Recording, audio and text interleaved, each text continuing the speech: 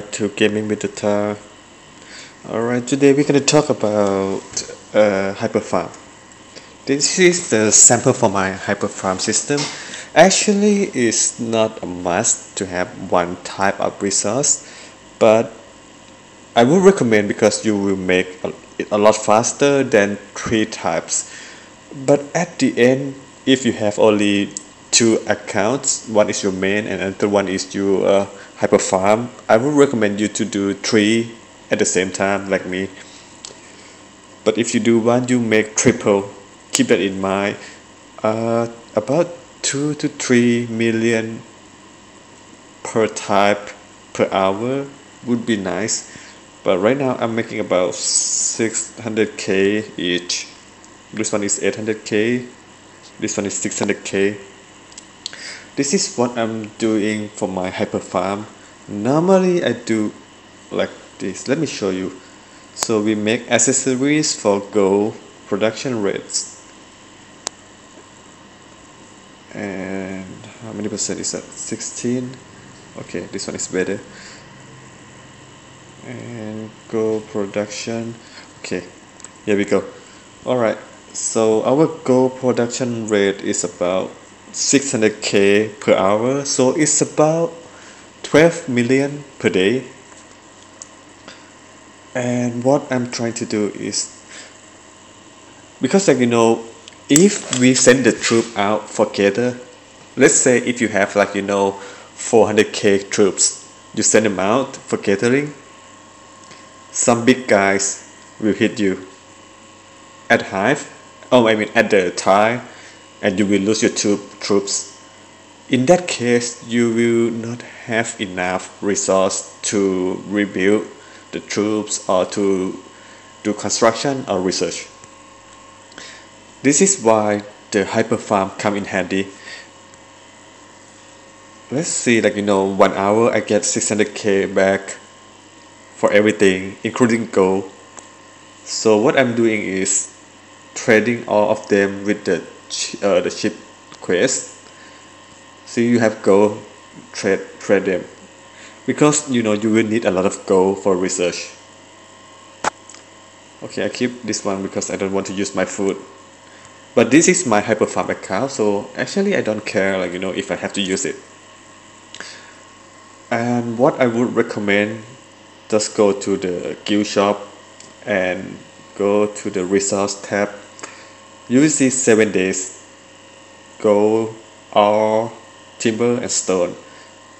Since I have everything, so boost them up 25%. So take a look at this first. 601k, but once you press 25% for 7 days, come out another 20,000 per hour. So that's a lot. This one 625. What was that? Okay, just press anything. 625 and we'll see how much we gain. This would maximize your production rates. There's another 25 roughly. So this is why I would recommend Hyperfarm. So as for the talent, like I said, you can do this later on when you get higher level. So the beginning, focus on construction 1 and 2 and research 1 and 2. I would not recommend you to go make so many troops because you will get hit with a bigger guy. Especially if you just start the new account. There will be a rich people, they have very deep pocket, they buy, they spam, speed up, go to the C25, C17, they have T3 troops, they can wipe you out easily. So the more you make troops, the better kill rates they will get.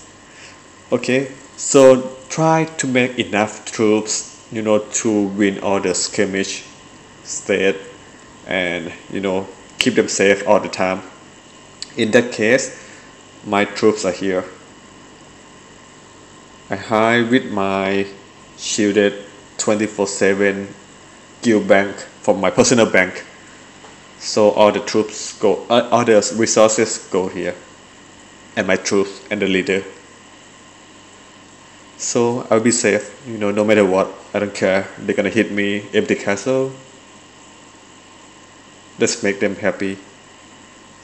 This is what I'm doing every day. Alright. So the hyper farm would benefit, or the whole guild, not just yourself. Imagine if you have, everyone have hyper farm. You send over 100 millions of resources to the guild bank every day. That's really important. And what kind of the research you need for hyper farm? This thing, economy. Everything that you do hyper farming is really important. And this one also, they have for the production rates. For gold, you have here, right here, the gold production rates. Besides that, the gear. Anything said, gold production rates. This one is a free-to-pay accessory. This one you can do free. The drum. It's not that hard. This account is almost free to pay, except I do $199 pack, to be able to send gift to my, lower my account. But that's about it. I don't want to invest anything on my hyper farm. I only have this guy to purple grade. And the reason I'm not, upgrading this thing, because I can save everything up for the guild phase quest that we're gonna go over later on. Okay, what else do I have to cover? So we talk about the monster here later, because it will be overload for the information. But it's really useful. Trust me, you really need it. Okay, let me go over this level. Okay, so what else? That's a monster. Okay, up here, all manners if you do hyper farm.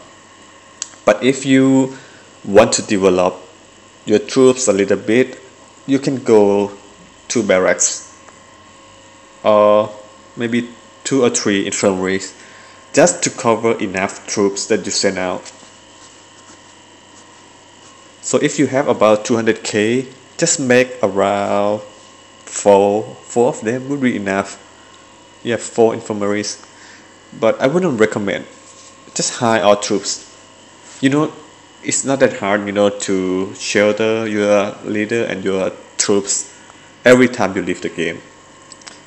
If you cannot get online twice a day, when you wake up and when you go to bed. Oh, sorry, I do the quest for another account, so I have to set the alarm. Alright, finish. Okay, so if you cannot get online twice a day, this game is not for you.